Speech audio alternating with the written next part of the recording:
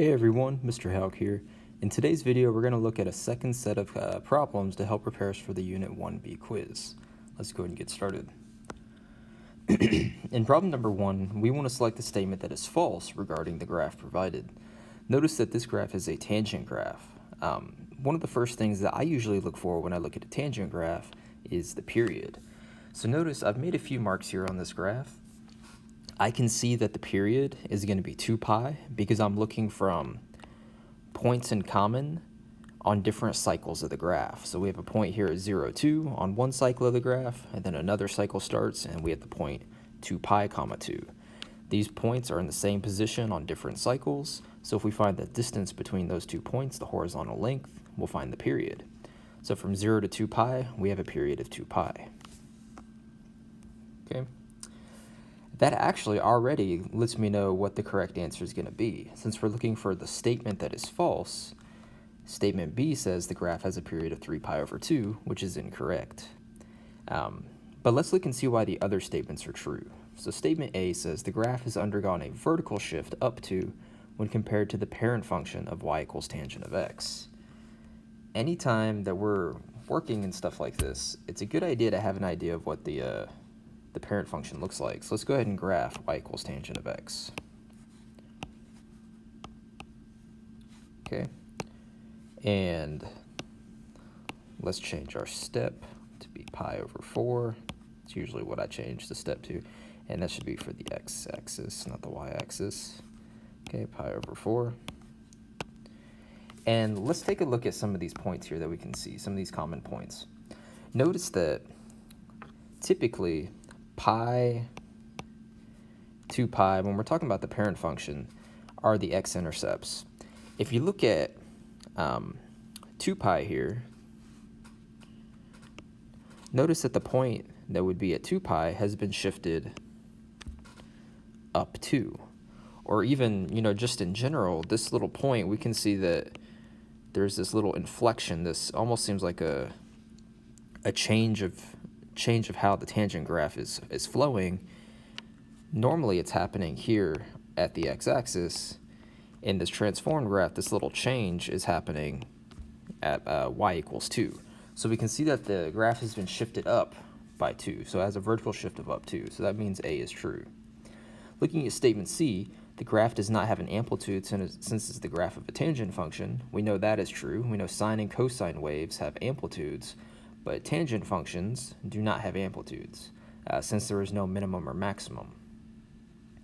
Statement D says the function will have a vertical asymptote at every odd multiple of pi. In other words, there will be asymptotes at, pi, 3 pi, 5 pi, 7 pi, 9 pi, on and on forever in both the positive and negative direction. And we can see that here because on our graph, I've gone ahead and made little asymptote marks. So here we have our first asymptote at pi. We have an asymptote at 3 pi. You're going to have an asymptote at 5 pi if you were to go graph this in Desmos. So every odd multiple of pi, there will be an asymptote. So that is also true. Looking at question 2, we are asked what is the period of f of t equals negative 3 sine 5t plus 4. So remember that for sine and cosine, the period is, we're going to use the same period formula. We're going to say that the period t is equal to 2 pi divided by b. Remember that for sine and cosine, it's 2 pi on top because the period of the parent functions for sine and cosine are 2 pi originally. So if you look at this transformed function, the b term is 5. So we're simply going to take 2 pi and divide 5. And, the result is 2 pi over 5. So the correct answer choice here, 2 pi over 5. In problem 3, we're asked what the b term would be in the equation y equals a tangent of b times x minus c plus d for a tangent function that has a period of 3 pi over 5. So another problem related to period. Let's recall this time that for tangent functions, the period is pi over b instead of 2 pi over b. And we've already been given the t term, or the period, which is 3 pi over 5. So we're going to replace t with 3 pi over 5. And this gives us 3 pi over 5 equals pi over b. Well, when you have one fraction set equal to another fraction, one technique that is very easy to use is cross multiplication. So I'll multiply 3 pi times b that'll be b times 3 pi. Then we'll multiply 5 times pi, which should give us 5 pi. And after dividing both sides by 3 pi, we can see that b is equal to 5/3 because the pi's will cancel each other out. Okay, so that has allowed us to find the b term in that tangent function. In problem number 4, we want to select the equation of the tangent function that has the following features: a period of 2 pi and a vertical shift down 1. Well, I'm going to look at the vertical shift down 1 because that's going to be the easiest to identify first. So remember that for a vertical shift, you will either have a constant term being added or subtracted outside of the parentheses. So notice we have a -1 outside, a -1 outside, a -1 outside. So A, C, and D all have the correct vertical shift. Notice that this answer choice does not have a vertical shift, but rather a phase shift of right 1 because we have a -1 in the parentheses. So we can go and eliminate answer choice B because it does not have the vertical shift. Now, to figure out the correct answer choice from A, C, or D, we have to take a look at the period. So remember, we just worked a problem like this, that the period for a tangent function is t equals pi over b. We know the period is 2 pi, so we're going to replace t with 2 pi, and that's going to give us 2 pi equals pi over b. Multiplying both sides by b, and then dividing both sides by 2 pi. Notice that the pi's would cancel. We'd be left with 1 over 2, so the b term should be 1/2. And remember that the b term is the coefficient of x in the parentheses, or whatever variable is in your parentheses. So here we have a b term of 1/2. In answer choices C and D, we have the wrong b term, so we can go and eliminate those. Correct answer choice is A. All right, in problem 5, we want to find the amplitude of the function f of x equals -5 cosine of 2x plus 3. Well, remember that the amplitude is, when given an equation, is the absolute value of the a term, or the positive distance from the midline to the minimum or the midline to the maximum. Since we're given an equation, I'm going to go ahead and take the absolute value of the a term. So the a term is -5. The absolute value of -5 is +5. Remember that the absolute value takes a number and gives you the positive result. In problem number 6, we want to find what is the amplitude of the graph provided. So once again, we just saw a problem concerning amplitude. We do not have the equation of this graph, so we want to go ahead and look at amplitude as the positive distance from the midline to the minimum or the midline to the maximum. In green, I've drawn our midline. Our midline is y equals +1, and we can see from the midline to any maximum, we have a distance of 1/2. From the midline to any minimum, we have a distance of 1/2. Therefore, our amplitude is 1/2. In problem 7, we want to find the period of the graph provided. So again, we're looking at period here. Notice that this is either a sine or a cosine wave. So either way, regardless of what kind of wave we have or what kind of function we have, we know that the period is going to be the horizontal length of one complete cycle. Notice on the graph, I have highlighted one complete cycle. So I'm starting the cycle here at pi over 4. The cycle ends at 9 pi over 4, and the distance from pi over 4 to 9 pi over 4 is 8 pi over 4, and after reducing, we get 2 pi. So the horizontal length of that complete cycle is 2 pi, aka the period. In problem 8, we want to know which equation represents the graph provided. So there's a couple things that we're going to look here for. The first thing that I'm going to try to identify is the period. So notice that in green, I've highlighted one complete cycle. I started the cycle here at 0. The cycle is ending at pi. So the period length, or the period is pi for this cycle. Now, because this is a sine wave, notice all our answers are given in terms of sine. Since this is a sine wave, the period is going to be 2 pi divided by the b term. And we know that the period is pi, so we're going to replace the t term, t, with pi, and multiplying b on both sides, then dividing the pi, we will see that b is equal to 2. So let's go through and eliminate some of these wrong answer choices. If you look at answer choice A, the B term is 1. We can get rid of A. Answer choice B, which turns out to be the correct answer, has a B term of 2. Answer choice C has a B term of 1/2. Correct that real quick. Has a B term of 1/2. So we can eliminate that one. And answer choice D has a B term of 2, so we can't eliminate it yet. But next we're going to look at the amplitude. So notice that in this graph, if I look at the midline, which is right here at y equals -2, the distance, the vertical distance from midline to any maximum is 3, and the vertical distance from any minimum to the midline is also 3, meaning that our amplitude is equal to 3.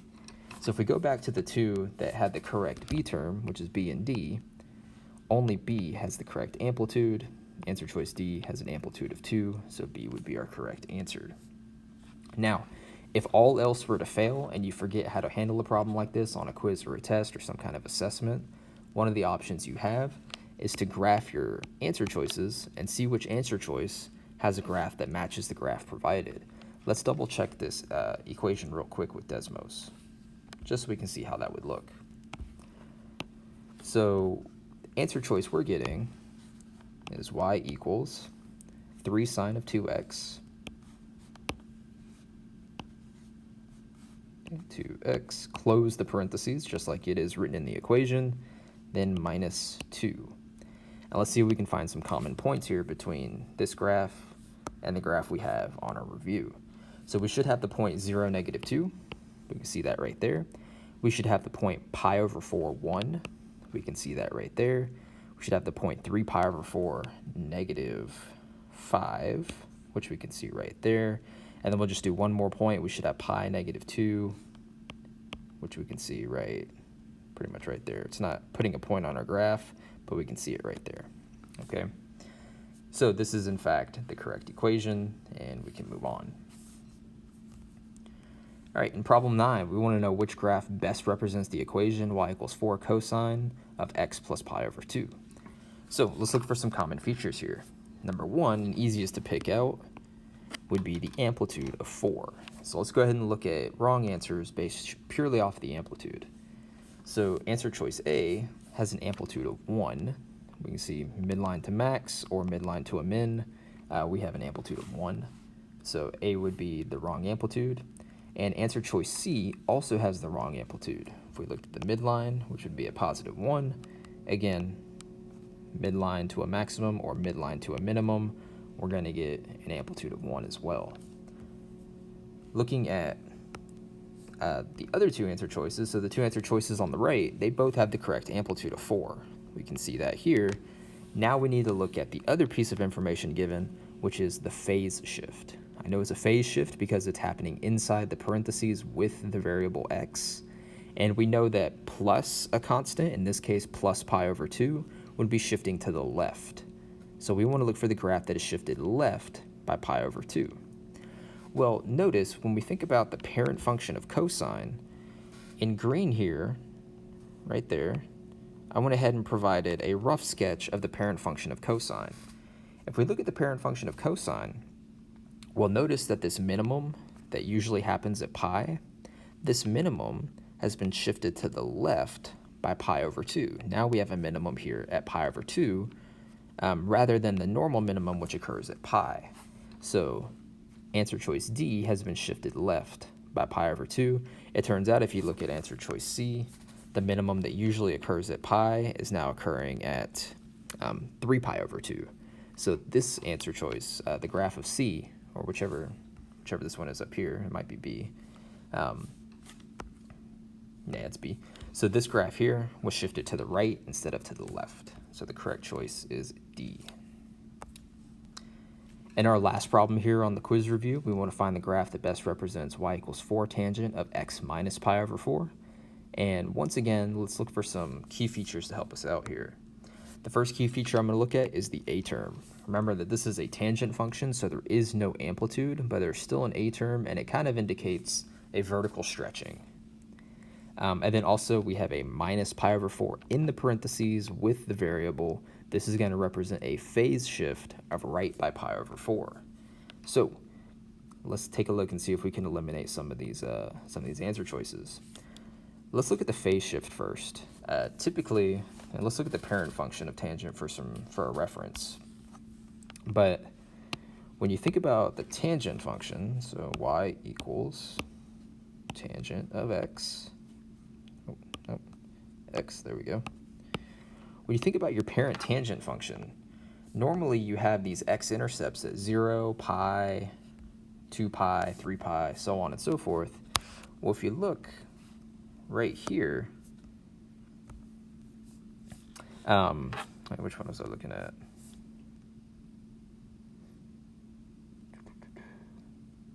Yeah, let's look right here. So if I look here, the phase shift from pi has been moved to the left instead of to the right. So this would be incorrect.